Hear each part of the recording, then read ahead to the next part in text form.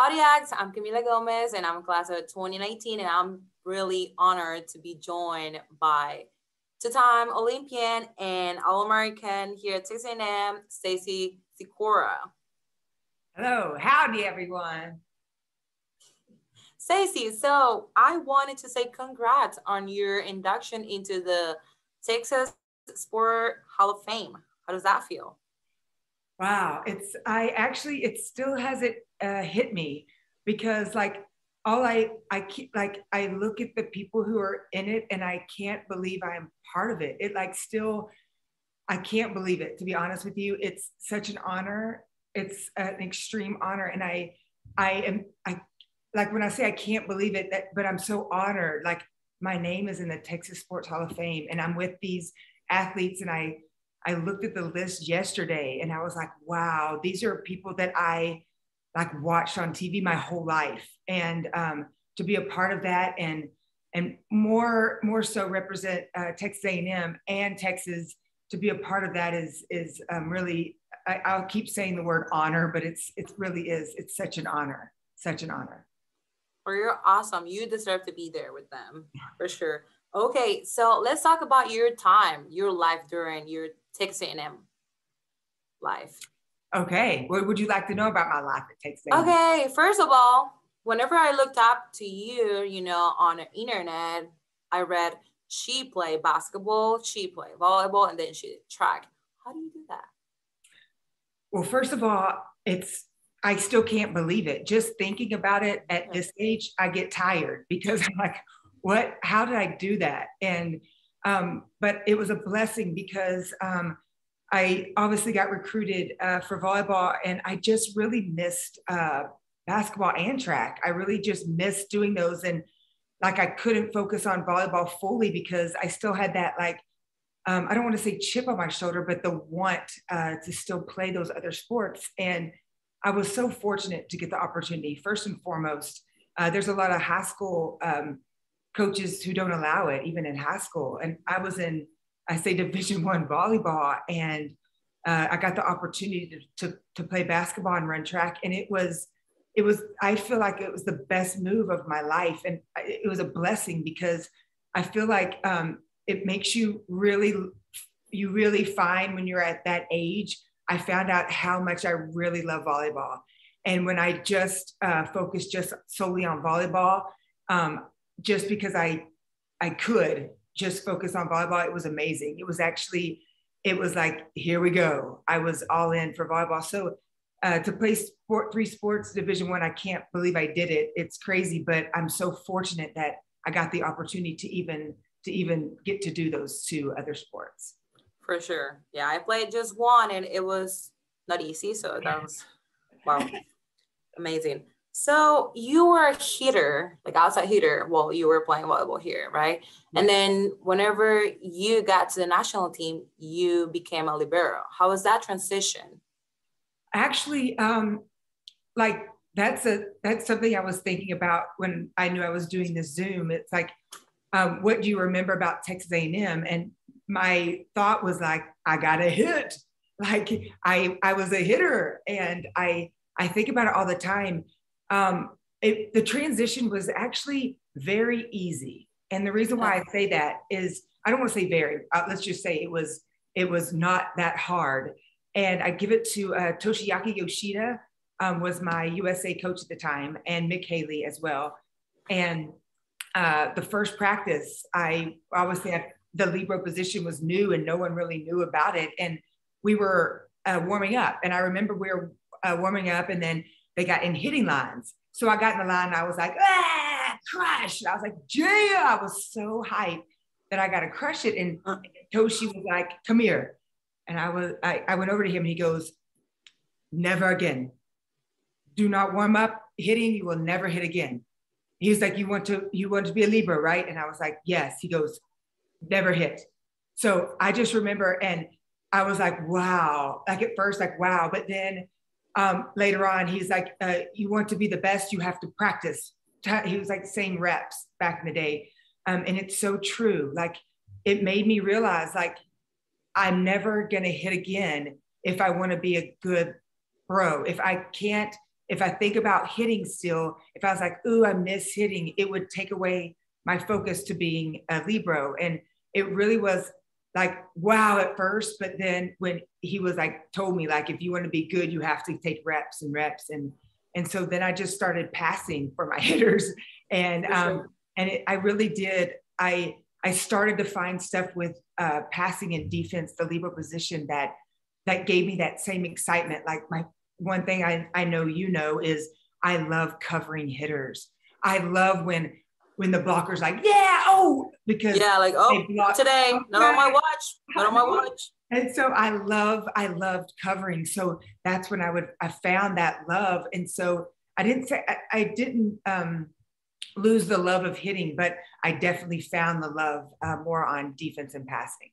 Yeah, for sure. And I know like we understand that because it's pretty tough when you don't have anything to make it up.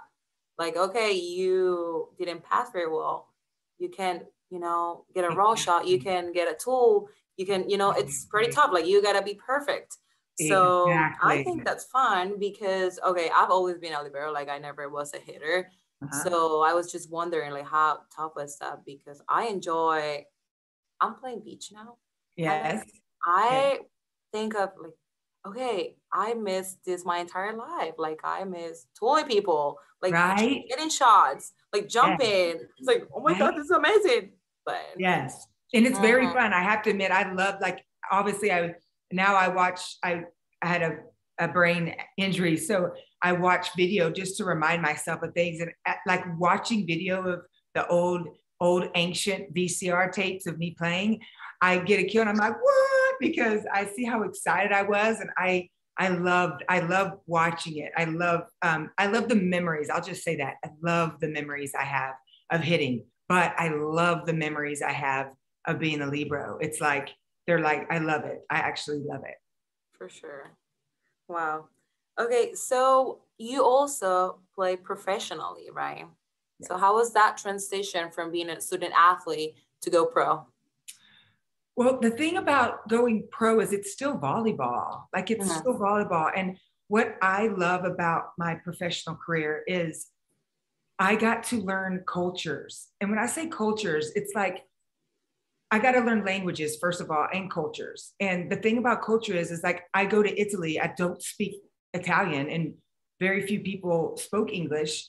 And so, and there were no iPhones. So everything was in a dictionary. So you're like looking at it and it's difficult, but like I learned the culture, the Italian culture, the culture, the Russian culture, the Brazilian culture, the Spanish culture. I like in Italy, you have the morning, you go walk around the center and then everything closes down at like 1 to 3. I mean, closes down. Oh, that's Europe. Yes.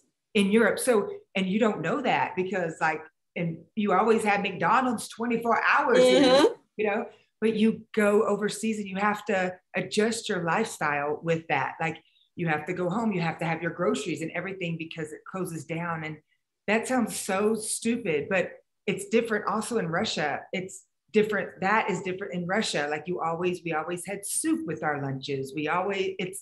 I'm not going to get into the cultures, but that's the best thing about the professional life is like you're thrown in. You can't just resort to English sometimes. Sometimes people really just didn't speak even a word, and so you have to like throw yourself into a culture, and it makes you respect. It really does. It makes you respect other countries. It made me want to speak other languages. It made me want to communicate. Like the one thing I hated, I'll end on this. I hated was when I first went to Italy, I love to tell jokes, right? I'm like, oh, good. I love telling jokes. Well, what I hated is like, I would be like, I can't think, I'll be like, I don't know, a joke. I'll say a joke and then I'd be like, ha, ha, ha, and then the translator would be like, blah, blah, blah, blah, blah, and then they'd be like, ah, right? It was like the 5-minute delay because it hadn't translated.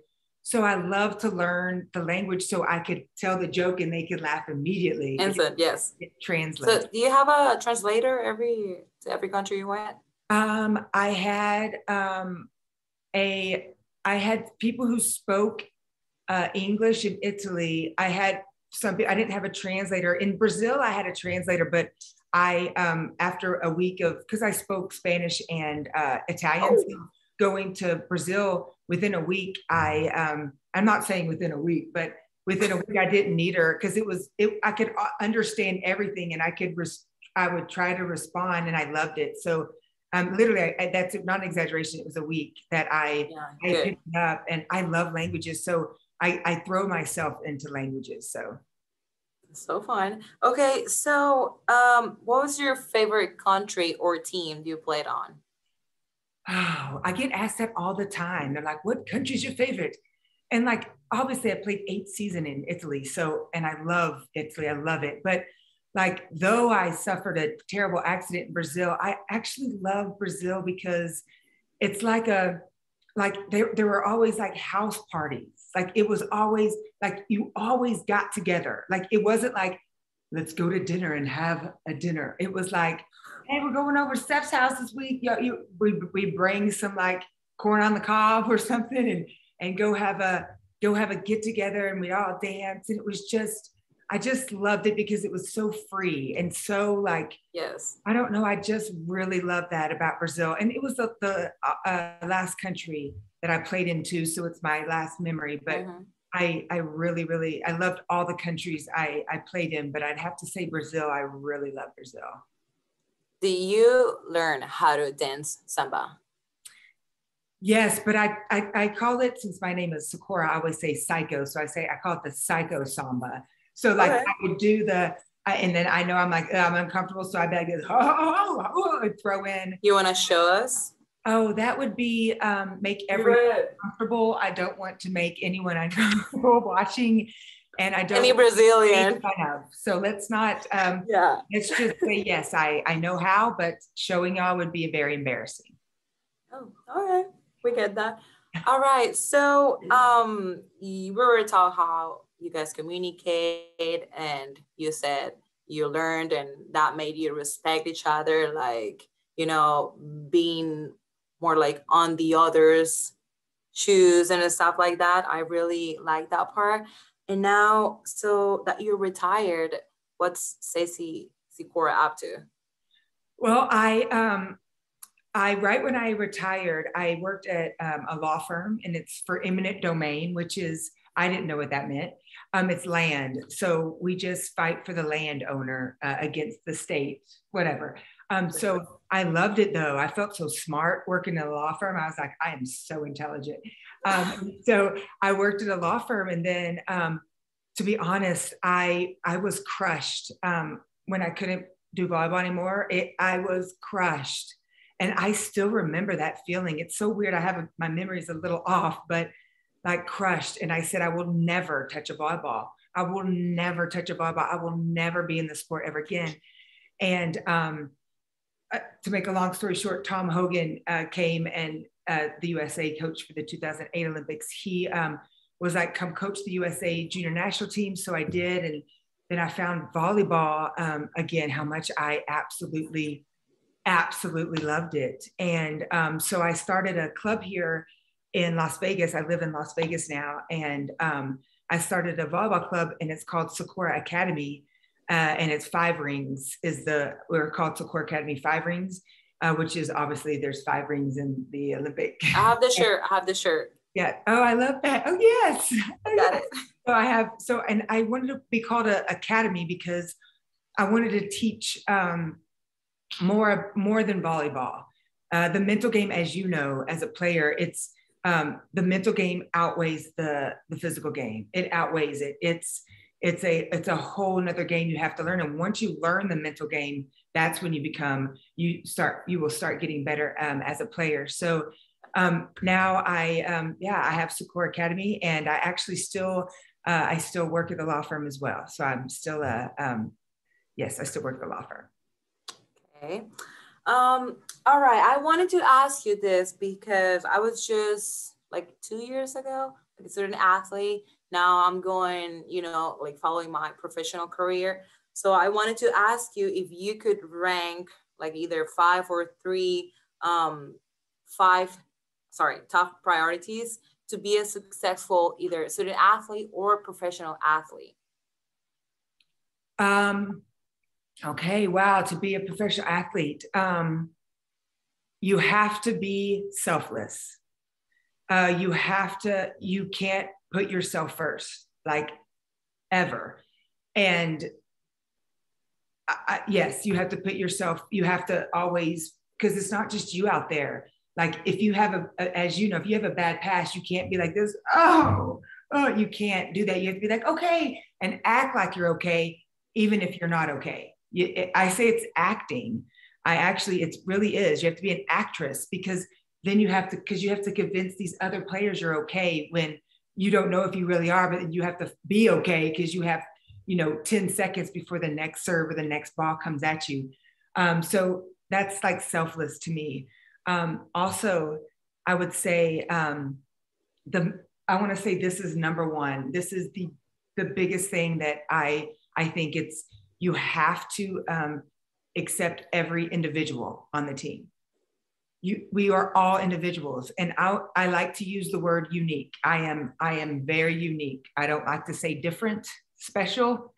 I'm unique, and it's sometimes hard with unique people because you never know what you're getting. They're crazy. I'll just say that I'm crazy, and but I'll once again use the word unique. And if you treated me the same, probably as you will just say, you can't. We're different people. We're individuals, and we're unique. So that's the best thing on the team is I remember, like I would to one of my teammates, like she would get a miss hit, and I'd be like, oh, it's okay, girl, you got this. Come on, I got you. You hit again, I'll cover you. I got you.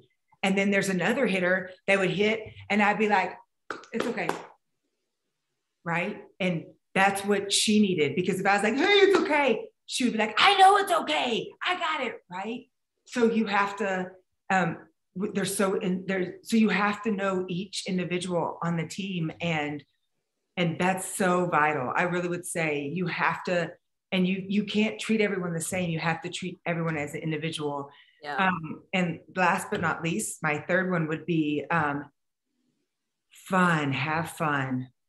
It's the first thing people do when you're losing. You see a team losing, they stop talking. The first thing is they lose their voices, and then they're like, whoa, and you can see it in their body language and just, I always use the term next ball. You can't change that. It's just like when you make a mistake in life, you wish you could change it. You can't. So it's gone. That ball's done. So next ball. So, when I say fun, I don't mean like goofing off fun. I just like smile and be positive. And the word fun would be, I would say just stay positive and really find like you made a mistake, but Michael Jordan misses a free throw. LeBron James has missed a free throw. It's the same thing. You just got ace. What next ball? Bring it, right? It's very vital. So just always have fun. Yeah, for sure. Thank you. I'm gonna take that. Okay, I got my last question for you. Okay. So I wanted to know if you remember this. What were you doing on July of 2012? July of 2012 was my last tournament that I ever played with USA Volleyball. And we went home with the gold. Well, it was the Pan American Cup in Mexico. And we, it was my last tournament ever in the history of USA Volleyball for me. And and that's where I was. I need to tell you that I'm so honored I got to watch you play there. Like I was there with my team, Colombia. I was, I think 16, 17 years old. I was 16 too. Number?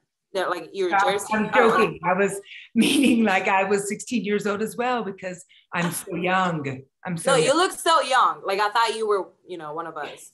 And then, I was, watching you play. That was the very time that I watched you play. I was like, oh my gosh, she's so amazing. Oh, wow. I love that. And then I started following you. Like, well, we didn't have social media, like it wasn't that important Exactly. as right now. So I was like, oh my God, I'm just gonna, look up to her. And I started following you, like your career. I saw the Olympics and all that. And then you went to Brazil and all that. I was like, oh my God, she's so awesome. So that was the reason what I got super excited about you being here at Texas A&M. And, like I couldn't tell you this, but I really remember when you were talking to us about um, here and now. Like Yes. I'm gonna take that with me throughout like my entire life I because love that. I love I it. really appreciate that talk you gave us. God, And I I love just, that. yeah, I just wanted to thank you for that. I wanted to thank you for joining us today. And I just You. want to say good luck to everything and, volleyball club and everything you got in life right now. Well, good luck to you. And I love that Texas A&M, the history of I wasn't a Lebo, but the history of the players that have gone through that school is like, I try to tell everyone about Texas A&M, and like, it's like I'm like, you have to see it, the traditions, the people, the school, everything. And I'm like, you have to come, you have to see this school. You have to see what we do, because like I'll go to other universities and it's just not the same. I love, just to be honest, I love comparing, contrasting with other schools. I'm like, oh Yeah, yeah, you know we're what? awesome. Like we're I'm Aggies, we're different. I love it. So thank you. First of all, I'm so honored to be an Aggie, and thank you very much for all your questions, and good luck to you. Good luck to you. And don't ever stop playing volleyball I ever. want. I Even want. when you're I 90, promise. keep playing. Yeah, Keep I playing. will. Okay, wonderful. Okay, All thank you. right. Wonderful to see you. Thank you. Bye bye. Okay, goodbye.